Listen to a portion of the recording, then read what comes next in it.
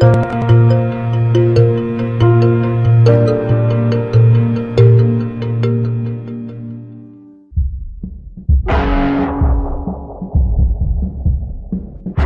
computer hacker group Anonymous is claiming tonight that it took down the website of the Federal Appeals Court in San Francisco this afternoon.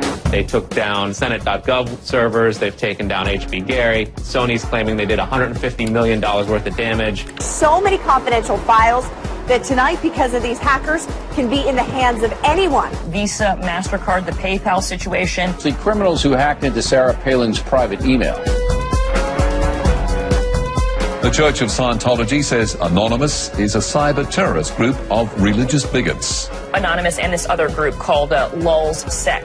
They seem to be wanting to prove a point. Anonymous kind of was like the big, strong, buff kid who had low self-esteem. And then all of a sudden punched somebody in the face and was like, holy shit, I'm really strong. And Anonymous calls itself the final boss of the internet. And sometimes it proves to be really fucking true. You are going to violate the freedoms of the internet, you certainly better watch the fuck out. They are kind of the rude boys of activism. There's a real rough edge to them, which I think also is one reason why they garner so much love and hate from people, too. They represent a certain sort of chaotic freedom. Individual, young, nameless, faceless folks are having geopolitical impact. I mean, it's both exhilarating to realize that and terrifying to realize that. It kind of depends on how that power is wielded. We are legion. We do not forget. Expect us.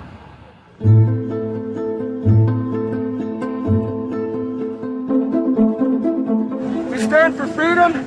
We stand for freedom of speech, the power of the people, the ability for them to protest against the government, to right wrongs. No censorship, especially online, but also in real life.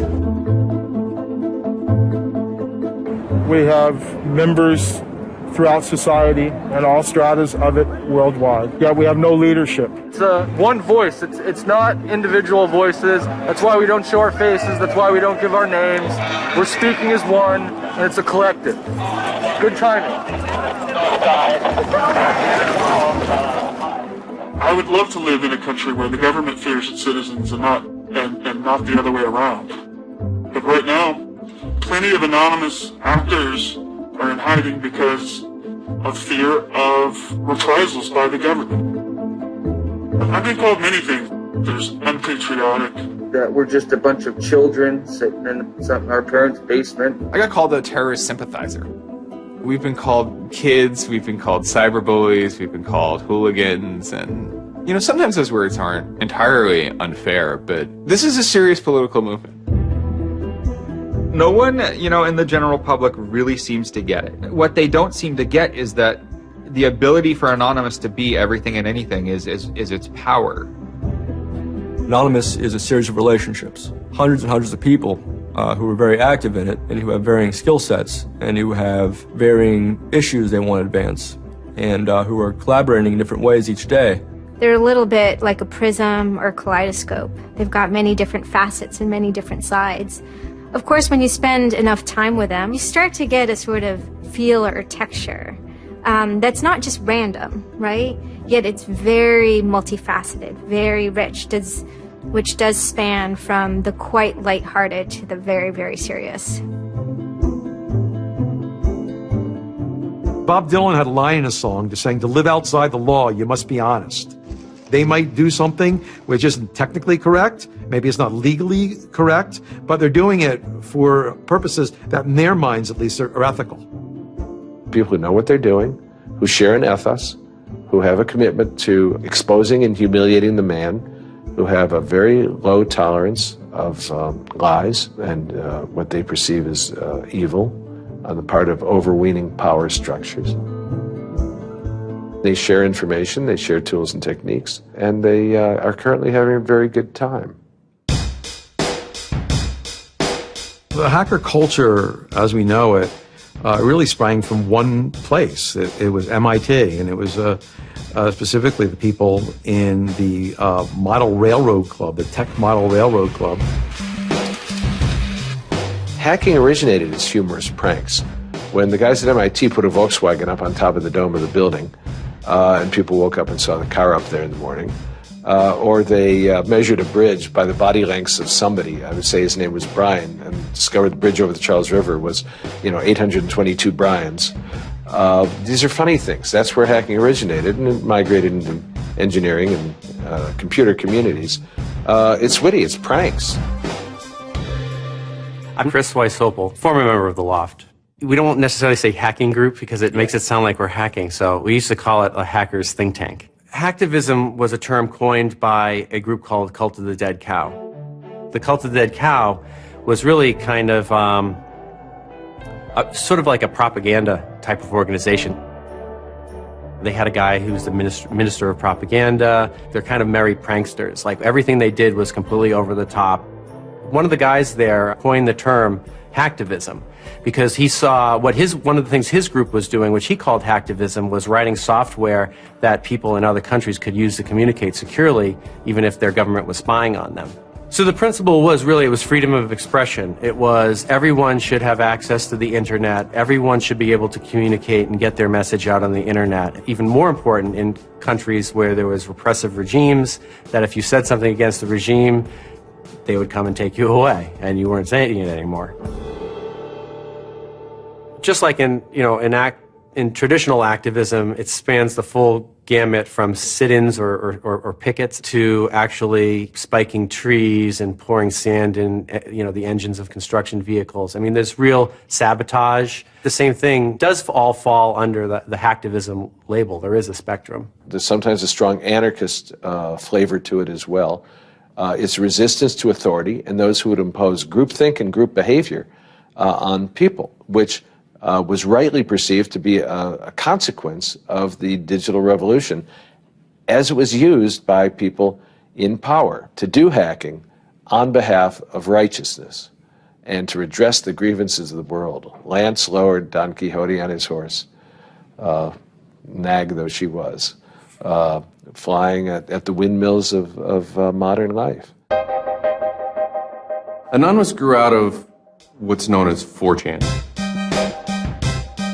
And essentially this is just a website where people can upload images and you don't actually give your name. It's just sort of anonymous. When you look at 4chan, you're often surprised because it looks like a site from like 1995 or something. The idea is very simple. You post a comment and you post a picture. And you can post under your name or anonymously. And it's separated into boards about particular topics. So there's a topic on anime, there's a topic on weaponry. There's like a 4chan board for origami, and you just upload interesting pictures of origami.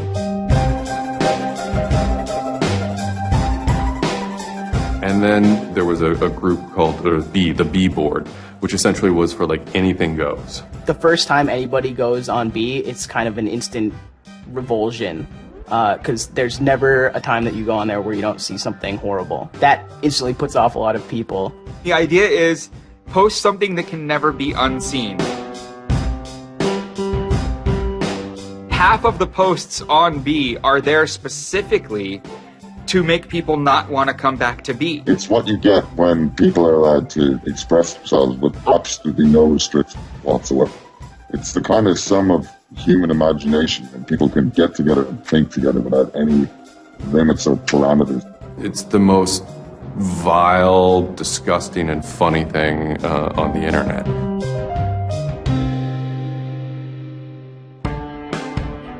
One of the important things about 4chan is to have a thread that really explodes and lasts for a long time.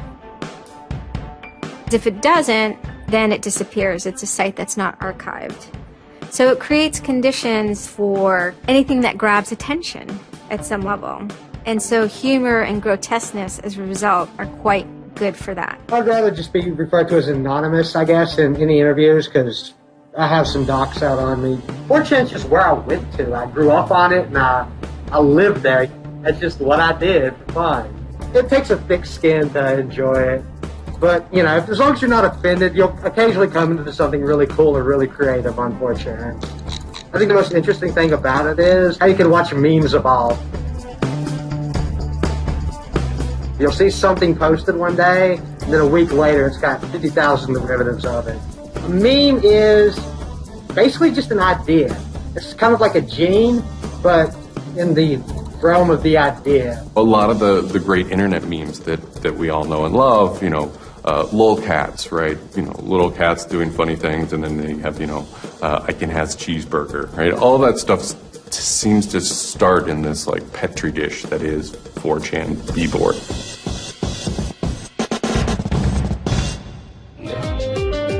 Say it publicly and you're insane. Chocolate rain. Name any meme from the last about 6 years, and I'll bet you either in its first posting ever was on 4chan, or at least one of its earliest revisions that became what it was on 4chan. I can see the food situation is so we'll be on our way. It's basically the best breeding ground for internet culture, as far as I'm concerned. With your neighborhood insurance rates, chocolate rain. 4chan is also very known for acts of trolling. Trolling is a fucking art. Trolling is getting the person you're talking to get as pissed off as they possibly can, and for no reason except for your own enjoyment. Maybe you're trying to illustrate a point, but it's mostly for your own enjoyment. For them, it's funny that like people think the internet is serious business, and if people think the internet is serious business, it's a troll's job to make their life terrible. The idea of anonymous came initially as a joke. I mean, somebody suggested that, what if the whole site, what if 4chan, what if B was just one person? And what if that's just one guy called Anonymous sitting somewhere, and you're just reading all these posts by one guy? And it kind of looks like that from the outsider's perspective. I mean, there's no way to tell the difference. It might as well be one guy. Fox News did a very famous segment about it. They call themselves anonymous. They are hackers on steroids, treating the web like a real-life video game, sacking websites, invading MySpace accounts, disrupting innocent people's lives. And if you fight back, watch out. Destroy. Die. Attack. Threats from a gang of computer hackers calling themselves Anonymous. I've had 7 different passwords and they've got them all so far. Anonymous hacked his site and plastered it with gay sex pictures. His girlfriend left him. She thought that I was cheating on her with guys. As long as I can think back, Anonymous have done some pretty off-color things in the name of getting cheap laughs, you know. But, I mean, that's part of the culture. They get what they call lulls. Lulls is a corruption of LOL, which stands for laugh out loud. Anonymous gets big lulls from pulling random pranks. For example, messing with online children's games like Habbo Hotel. Habbo Hotel was this online community where you had an avatar and you walked around and talked to other people. It was kind of like an early version of, you know, World of Warcraft or Second Life or any of those virtual worlds. What the people on B did was invade Habbo Hotel, created, you know, thousands of avatars. They all had this one uniform of a black guy with a big afro wearing a black suit. And so there would be thousands of these people, black guys, black suit, you know, huge afro, walking around this world, and they would do things like form a swastika out of themselves. And I think that was a real landmark because it was when they were able to see that, you know, they can use their numbers to do something really interesting and really disruptive. So we blocked the entrance to their pool, and that just pissed them off so fucking much. It was fucking beautiful. That was fucking just wonderful. Wonderful times. Those kids love that pool. They love the shit out of their pool. The goal was actually to offend everyone, simply because the idea that we could offend you by drawing a little shape on the screen was stupid to the people involved in it. They were like, really? You're going to get that mad over us just drawing this on the screen? Wow, well, you need to refocus a little on life, because this should not be upsetting you that much. All these different organizations online, whether it's 4chan or just any website, there's typically a community aspect to it. This is where people have their social relationships. This is where their friends are. This is where they have a creative outlet.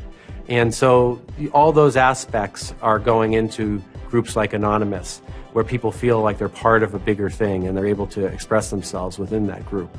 There were certain words, certain phrases, certain ways people respond to things, certain images that were posted that created a pattern, and that pattern was, I guess, the origin of what is now Anonymous. It's like Freemasons with a sense of humor, and so much as they have this common symbology, and one of their chief joys, which is kind of wrapped up in power and secrecy, was the fact that they could recognize each other by referencing these symbols, referencing these phrases. Over 9,000. It's over 9,000! I lost my iPod. Mudkips, anything involving mudkips. So you have this weird sort of international culture developing with people, across the world, wherever they may be. In late 06 and, into early 07, there's a bit of a sea change where instead of just posting a bunch of content or randomly saying we're going to go over to some website and post a bunch of dirty comments against someone, it becomes a little more organized. Welcome to the Hal Turner Show! They went after a guy named Hal Turner. I am being discriminated against because I'm white. Hal Turner was a neo-Nazi who was, big online and had a podcast. I think that the 14th Amendment was not ratified properly, and I think, therefore, it is still okay to have Negroes as slaves in America. The first time I heard about Hal Turner is he was knocking somebody on 4chan. There's a million neo-Nazis out there. But he started picking on our dude, so we had to go to our dude's fucking defense, and it just so happened that he was a neo-Nazi, so that's a bigger reason that he's a fucking dickface. Who are you? Where are you calling from? Hola, this is Pedro. Spick, don't call. Diego. He was just a horribly racist radio personality who seemed to handle it well when you called in. Like, he could handle being berated by Anonymous. And that made it very interesting. It made it a bit of a challenge. It wasn't some guy who just either crumbled or stopped answering the phone. It was a guy who would yell back. Hal Turner wasn't the first, actual person that, Anonymous had caused trouble for, but the circumstances ended up being significant. They DDoS'd his website, stuff like that, costing him thousands of dollars, bandwidth fees. Denial of service has been around for a long, long time. The equivalent of if you, for some reason wanted to disrupt a bus service, right? You can hire 1,000 extras to all go and line up at the bus station, right, and get on the bus. And so then anyone who was really trying to get on the bus couldn't do it, right? It's as simple as that. When you stop trying to visit, website goes back up, no permanent damage. We DDoSed him, and then we kind of trolled him in real life. We sent countless pizzas to his house. We signed him up for escorts on Craigslist. We sent a bunch of pallets of industrial materials to his house, which he ultimately had to foot the bill for. And basically, we destroyed his ability to pay for his radio show, and that took him off the internet. And then they ended up getting some real hackers to help them out. This wasn't sort of pranks. They actually were able to get into Hal Turner's private servers and his mail servers, and find some interesting emails that he was serving as an FBI informant, which if you're a right-wing neo-Nazi, is not a good thing to be. And obviously, him being an FBI informant, and also his reaction, his sort of douchebaggy reaction to the raids, damaged his credibility within the white nationalist scene, which is a shame. Hal Turner's gone. He's been prosecuted by the feds for threatening judges. What follows is a period of confusion and anger in which, the original Anonymous people, the sort who want to keep Anonymous as this nihilist little, ridiculous group, are upset that now, that the most terrible thing on the internet is now becoming a force for good all of a sudden. I'm Mike Vitale, and my handle is Seth Dude. Now, this is January 2008. Anonymous is strong now. We're not a little dinky fucking group anymore. This is millions of people worldwide, and we're watching. And then Scientology stepped in with a big target on its chest. A video came out of Tom Cruise. It was supposed to be an internal Scientology video, talking about secrets of Scientology. Being a Scientologist, when you drive past an accident, it's not like anyone else. As you drive past, you know you have to do something about it because you know you're the only one that can really help. It talks about you're the only one who can stop, bad things from happening. And so this is kind of widely mocked online.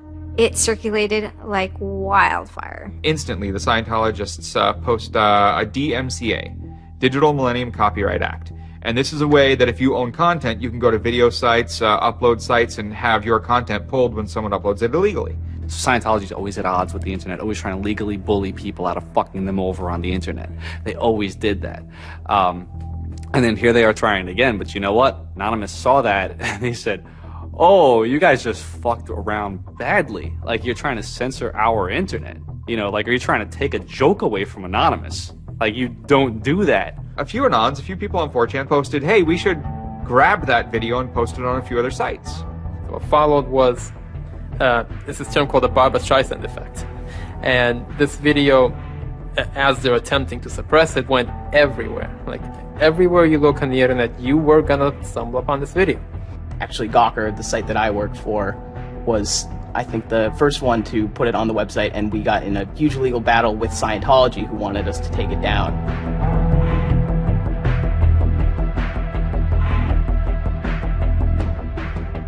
Scientology is an interesting target because in some ways it's the perfect inversion of what geeks and hackers value. At so many different levels: science fiction, intellectual property, discourses of freedom, science and technology. It's very proprietary.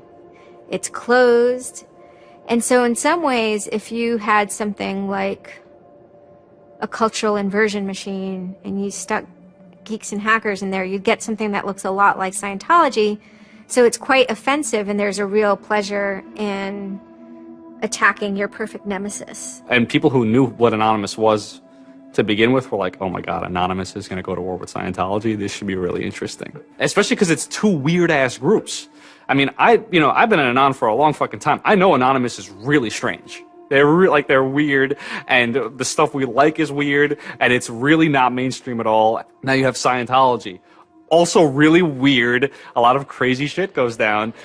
Anybody on the outside who's seeing this is going, let's watch these two retards fight. Like, both their pants are going to fall down, they're going to triple, and then it's going to hurt everybody, and it's going to be hysterical. And then that's when 4chan kind of reared into action, really reared into action. And they started to troll the Church of Scientology. And this took the form of pranking the Dianetics hotline, ordering pizzas. I go to call them on the phone, and it's busy.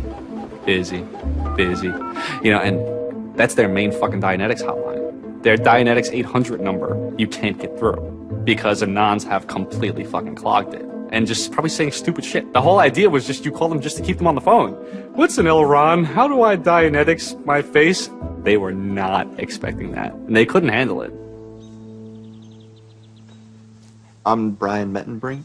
I had just gone to 4chan just on pure happenstance, and I saw a post about the Scientology thing, and I started looking up stuff, and I'm like, oh, this is actually for a decent cause. I think I'll, do this. Anonymous members have developed a distributed denial of service attack tool called Low Orbit Ion Cannon, which is a name taken from a computer game. Low Orbit Ion Cannon is what's called an end game weapon in Red Alert. All you had to do was literally follow instructions step by step. You do it, you put in the site, you see that the IP is correct, you make sure that all these settings are good, and you hit the button, and off it goes. And what it does is it tells Scientology.org, in this case, it tells them to send their website to my computer about, I think it was 800,000 times in a weekend, and I'm pretty sure I probably took it down myself a couple of times. It felt like you were making a difference, just you yourself, and you didn't even have to leave your home, And one of the guys said, we need to make a video. We have to make a video. Hello, leaders of Scientology. We are Anonymous. When the video came out on January 21st, that was one of the first times that Anonymous, as a culture, started referring to itself as Anonymous as a movement. That video probably changed everything. We are Anonymous. We are Legion. We do not forgive. We do not forget. Expect us. It basically looked like if a computer was going to tell you that he was going to beat the shit out of you, this is what it would look like. That one video really galvanized that moment of innovation. That's exactly like with that video, internet activism, as it's known today, was born. And you just see this consensus forming that it's going to happen. So we made the code of conduct. Don't bring weapons. Dress accordingly. Cover your faces, because they will try and find out who you are and screw with your life. Rule number 17. Cover your face. This will prevent your identification from videos taken by hostiles. Scientology has a history of harassing, stalking, and just generally doing horrible things to its critics. So people needed a way to hide their identities. A lot of people had very legitimate fears. They don't want to be followed home. They don't want to be stalked. They don't want to put their families and themselves in danger. Everyone was going, well, we're going to wear a mask. What's the only fucking mask that we all already know or have a joke about? And it's the Guy Fawkes mask. You see the movie V for Vendetta, the ending scene where everyone's wearing the Guy Fawkes mask. That is very reminiscent of what Anonymous thinks Anonymous is.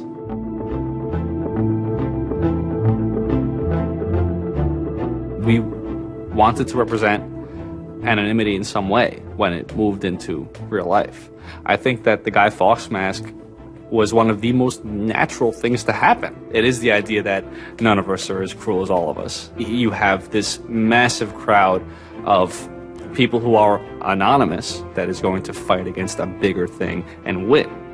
Even after watching the video, it's like, yeah, this is great, but who's actually going to do it? Who's gonna step up? Are people actually gonna get out of their house? And I guess we were really affected by the stereotype of that whole community, they're being internet nerds, that too afraid to leave their mom's basements. No one thought that they were gonna come out.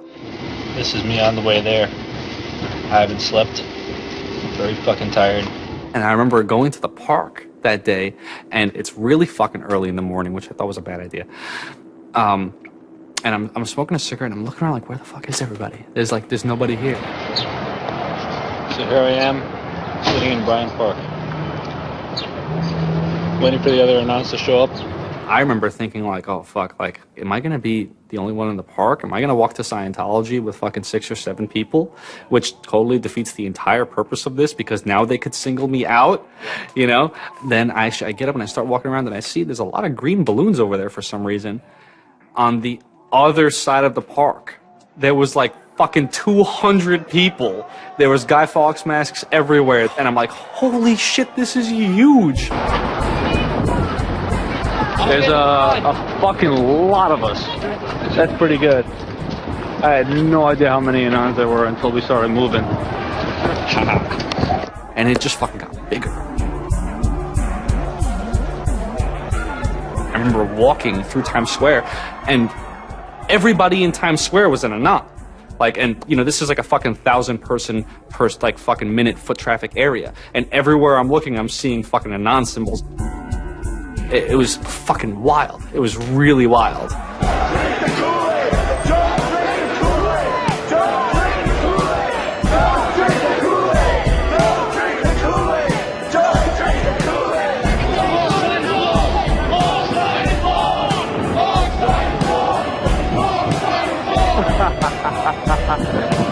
This is our fucking race. Hell yeah! So we start getting numbers in. And Sydney. We're thinking that it's going to be 50 people. And before 10 a.m., before even time, there's already 50 people there. And there's still streams of people walking down the streets. A couple hours into it, because I didn't go to bed until 1 in the morning, you're looking at Sydney as, wow, there's 250 people in Sydney. The cops are estimating higher than that for their reports. What just happened? Adelaide, Perth, and Melbourne happened. And, over 200 at each of them. We nearly broke 1,000 leaving Australia. Now, the next protest was Tel Aviv, which had actually gotten its first Scientology building right before this. There were Palestinians and Israelis at this protest, both holding their flags, and at one point they actually switched flags and held up each other's flags and whatnot. It was awesome to see. I call our guy in London, Britanon, and I say, hey, what's going on there? And he's like, did you just get out of bed? I said, yeah, I haven't even turned on the computer. I just figured I'd call you. And he said, we've got 600 people, and the cops are really, really mad at me. All the major cities were having hundreds of people come out. It was massive. Clearwater had like 300 people. I don't think anyone beat out LA. I think LA had over 1,000 people. We are Legion! We are Legion! The thing that happened was something completely different, and hundreds of people from every city just swarmed the streets. It was kind of overwhelming, a little even scary, but scary in a good way. Soon, we're at around the 10,000 mark, and we were joking the whole time, over 9,000, one of those memes. It was too surreal. It was not believable. You go by what name? We are anonymous. It was very empowering, especially after people saw the thousands of people showing up. This was it. We owned the world at that point. We all met each other. The idea of an anon is you're fucking alone until you get to 4chan, and then these people all think like you, And all of a sudden, you're not alone. You are with fucking 500 others, they all know the same jokes as you. They all clearly have similar interests as you. Here's your culture. You meet your own people finally. It's perhaps a little surprising. It's not just preteens or teenagers. There's a far more even mix of males and females than you would imagine otherwise. And there were a lot of these so-called guys who weren't socially good. They were very awkward. They still lived at home at 23, half of them virgins. And I'll tell you, the amount of those people who got laid from these protests happening is in the thousands that would not have for years probably. That's why those protests were so important. It was a chance to finally meet other people that were previously anonymous and unknown, and hence it was the moment of the end of their anonymity. Scientology, they kind of fought back, so to speak. They posted stuff online. While claiming they are peaceful, in less than 3 weeks, anonymous members made or encouraged 8,139 harassing or threatening phone calls, 3.6 million malicious emails, 141 million hits against church websites, 10 acts of vandalism, 22 bomb threats, and 8 death threats against members and officials of the Church of Scientology. They wanted to find me. They did. They hired PIs. They started taking pictures of us, threatening to sue us. I did the whole low orbit ion cannon stuff, and then I pretty much just went about my life after that for, I think it's 6 months, and then the FBI showed up here at my parents' house. 2 men got out of the car and took Flashed took their jackets off and laid their guns on the front seat and came up to ask us if Brian was home and explained that they were the FBI and they were looking for Brian, and I've never been so scared. I did the second most damage is what Scientology said. I sent the second most out of everybody. So I got the maximum for my category, which was 1 year in prison and 1 year supervised release. I think, the way I feel is for what I did was one of the most, lopsided punishments I've ever, read about or heard of. Yeah, I think it's ridiculous, especially the year supervised release where I can't touch a computer for a year. I'm not sure what that's supposed to solve, except make my life difficult. So that computer behind me back there, I could go back to prison if I went over and touched it. I'm very proud of what he did. He stood up for what he believed in. I never would even dream of hurting anybody. It's just not me.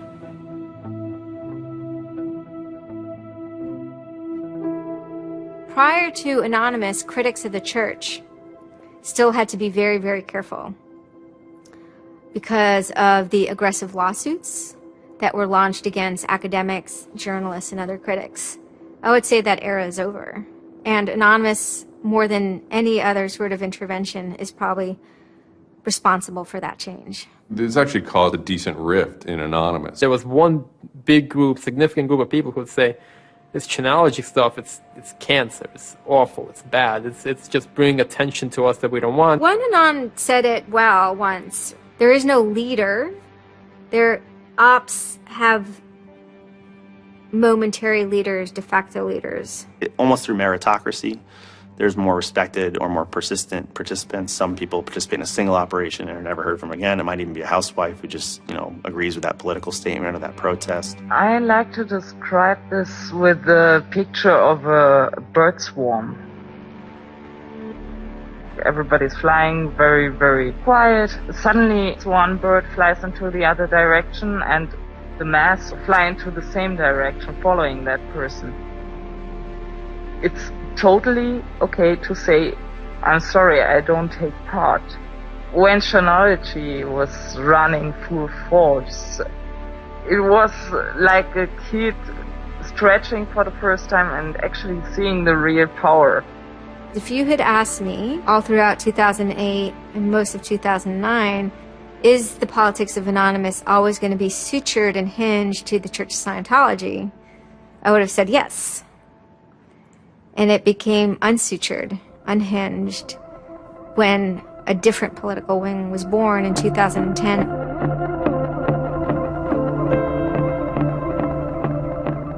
It is our task to find secret, abusive plans and expose them where they can be opposed before they are implemented. The interesting thing about someone like Assange is that he actually also sprang from a hacker culture. It's a mentality of spreading information. Julian was Mendax. He was the greatest hacker that ever walked the face of the earth when I was a kid. I mean, they rumored he could move satellites around in space by hacking into NASA. Maybe it never happened, but it was a myth that kept young kids like me wanting to plug a computer into a modem and see if I can move some satellites around. WikiLeaks is an instantiation of the hacker ethos. Truth wants to be free, and we want to liberate it. WikiLeaks released a huge trove of diplomatic cables. There was a lot of controversy from every quarter of society. The WikiLeaks website released nearly 400,000 secret U.S. files on the Iraq War late today. It was the largest leak of classified U.S. files in history. There was one particular moment that really sparked the fire, and this was when PayPal, MasterCard, and Amazon pulled services for WikiLeaks. So all of a sudden there's no way to actually process donations to WikiLeaks. And then people went and found neo-Nazi groups. Visa and MasterCard were perfectly fine with you being able to PayPal being able to make donations to them. But WikiLeaks, no. I think WikiLeaks is doing a good thing. It's just a total hypocrisy. They got their little fucking banking mafia to fuck, WikiLeaks over. People were incredibly angry. There was a real sense of rage. Anonymous lost PayPal. They were pissed. The numbers of participants were massive. And they managed over the course of a couple of days to disable the websites of MasterCard and PayPal. It was beautiful. Because what you had is people finally stood up for something.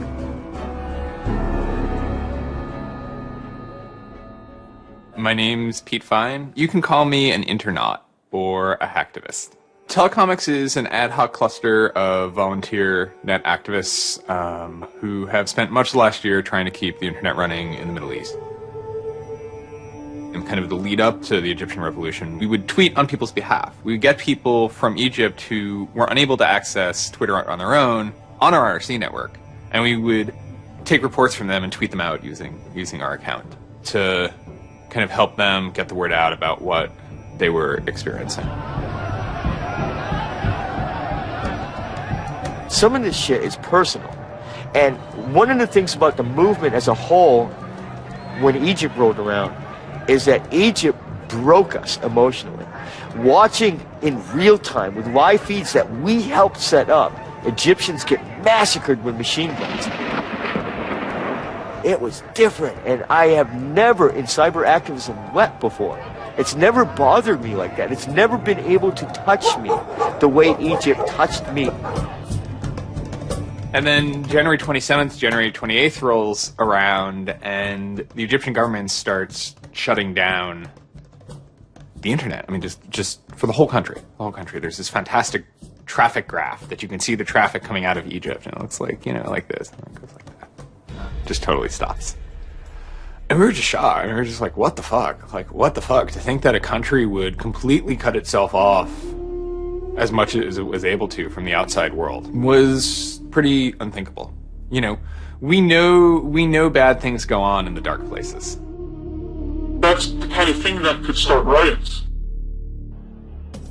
I think when Mubarak did what he did, I think it really upset people here as well as in the Middle East. I put myself in their place, and I found myself in a desert of nothingness because he just wiped out everything that my world incorporated.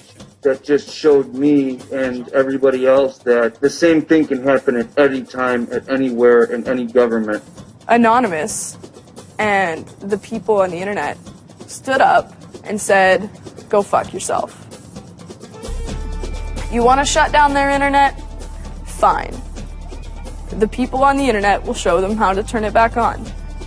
A lot of my friends helped with encryption, helped people on the ground in those countries validate SSL keys and certificates, and really showed them how to subvert their government and become free. And then Telecomics started to tweet connections to the internet, dial-up connections. In Egypt, the care package we put together included some kind of our comms information, the ham radio and dial modem details. In total, we helped coordinate and run about 500 dial-up modem lines. We also Googled up treatments for tear gas and other kind of basic medical treatment and found folks who could translate that into Arabic. Sort of put this together in a nice one-page PDF and fax, and off it goes. President Hosni Mubarak has decided to step down from the office of President of the Republic.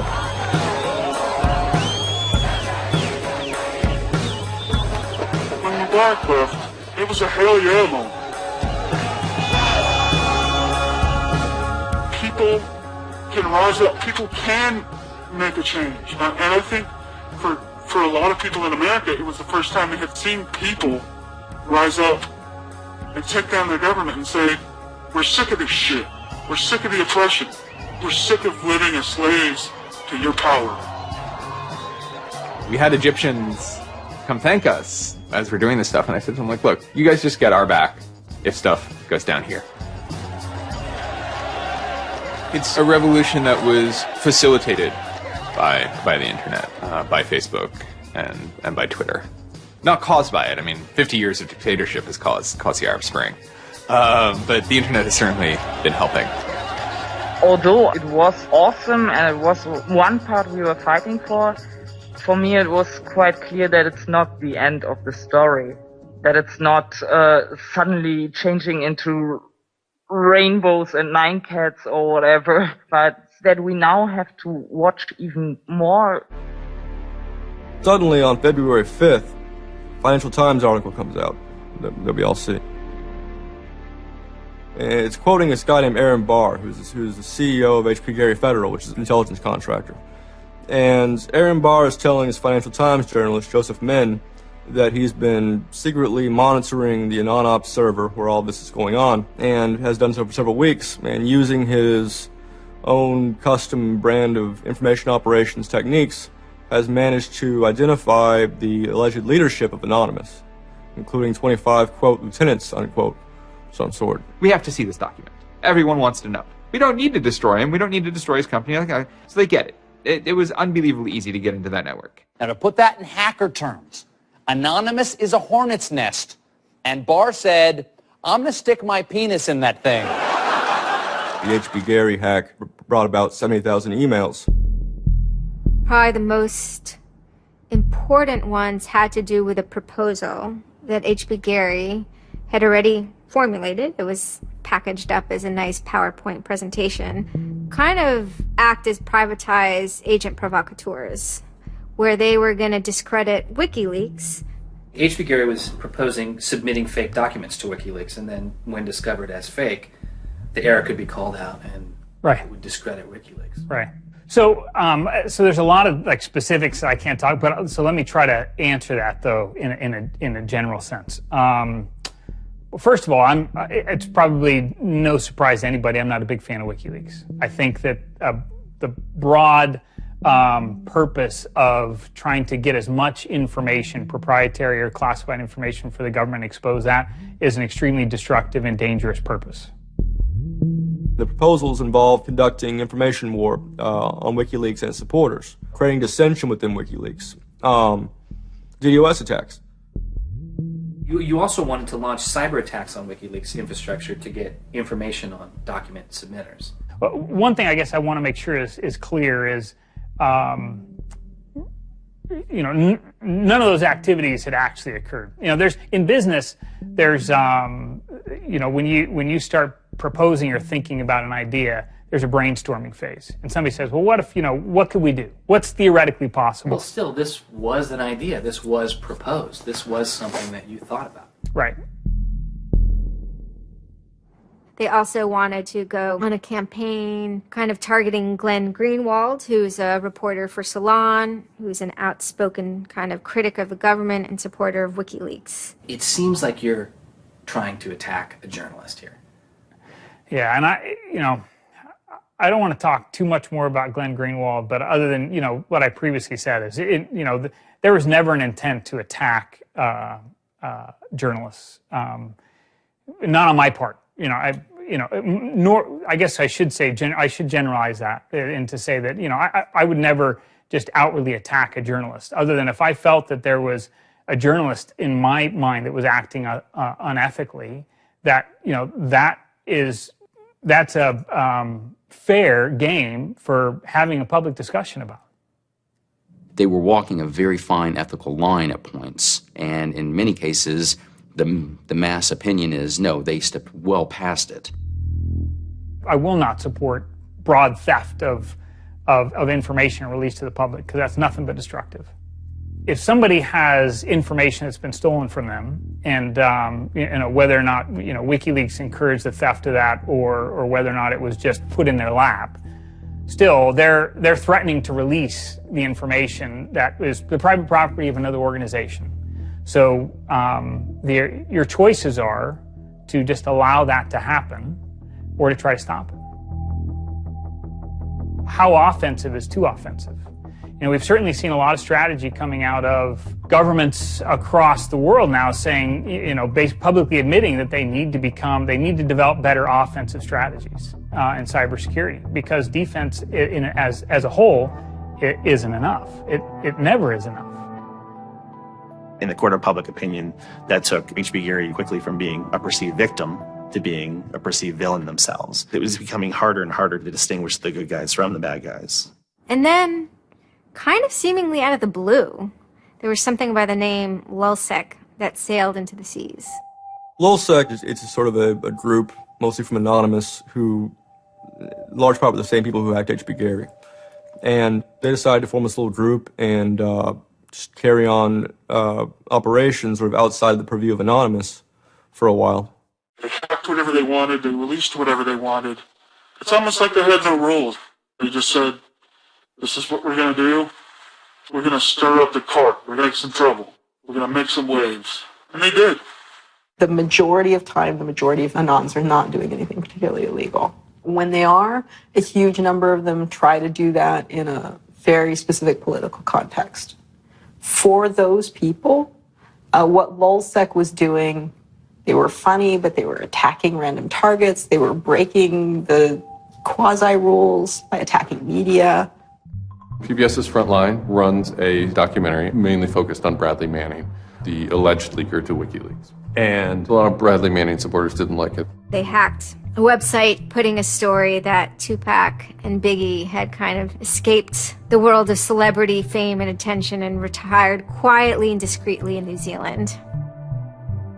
LulzSec, when they attacked PBS, you know, that gave me the creeps, you know. As a journalist, I'm not too thrilled with the idea of someone judging that we don't like you to write that.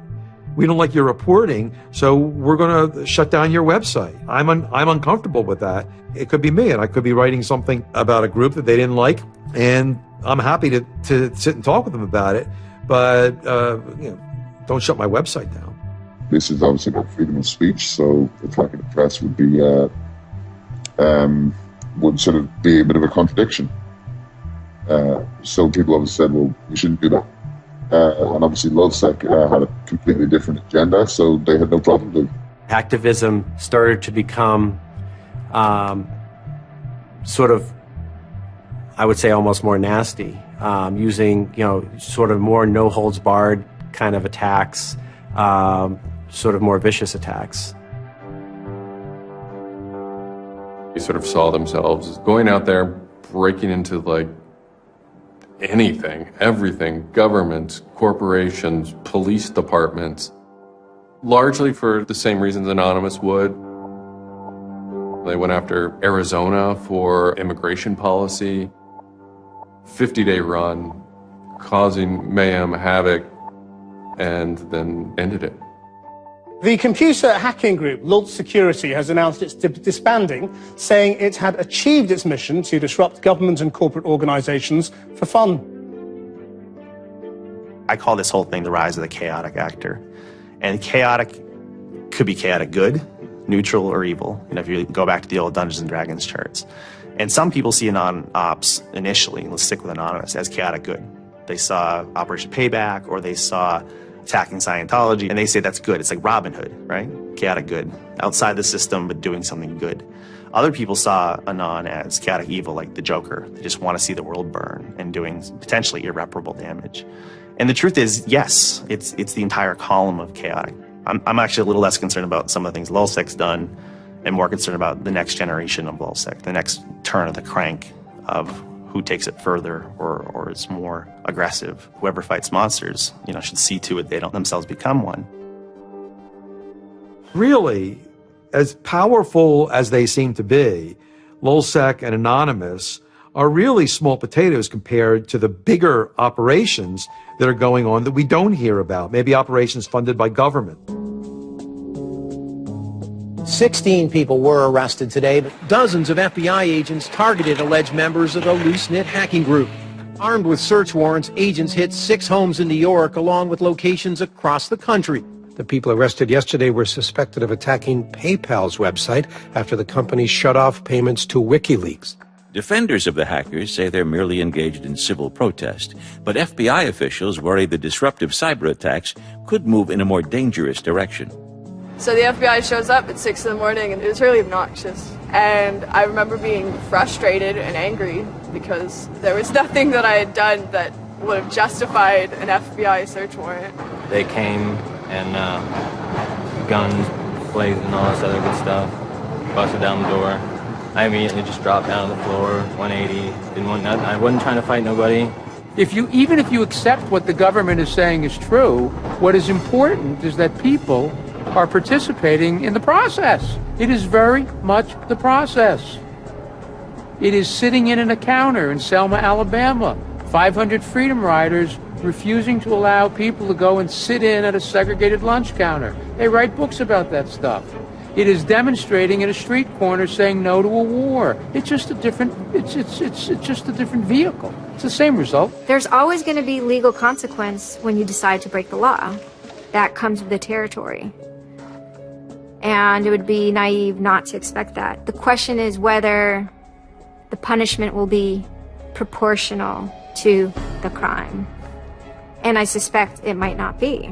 People will be watching very closely to see how these cases proceed, on what grounds, and whether there's any room during the trials to think, especially of the denial of service attacks, as a legitimate form of protest.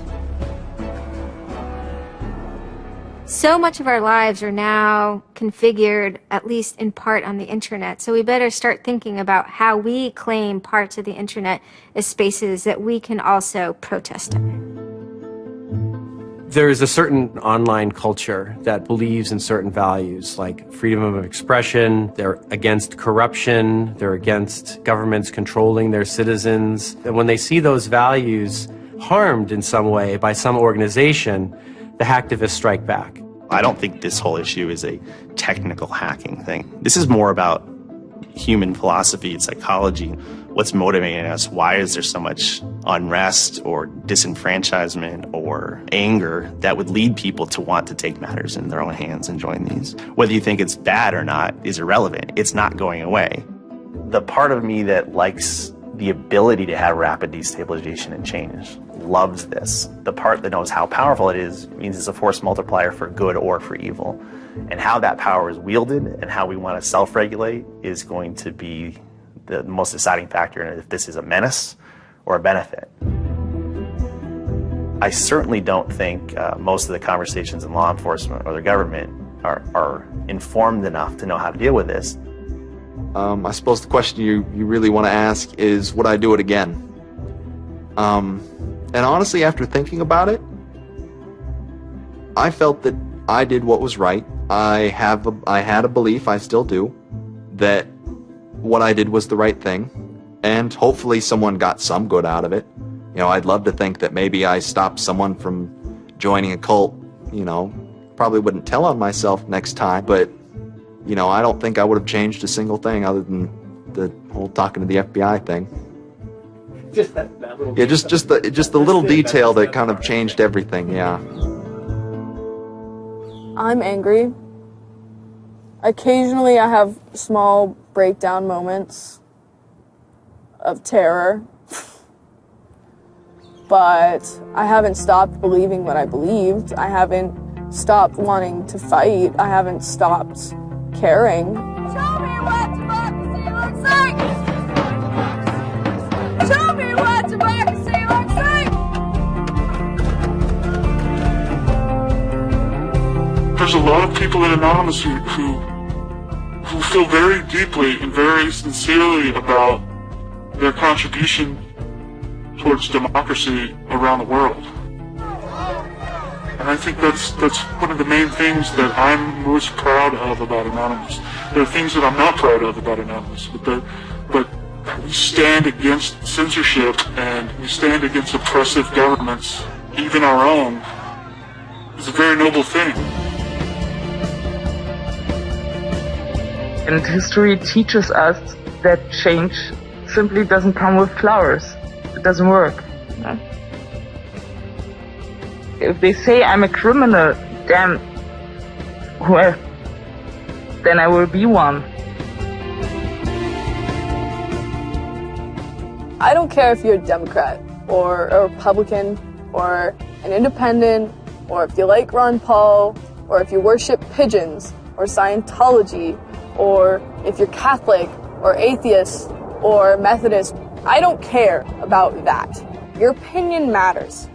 I don't care if I disagree with it. I don't care if I hate your guts. Your opinion matters.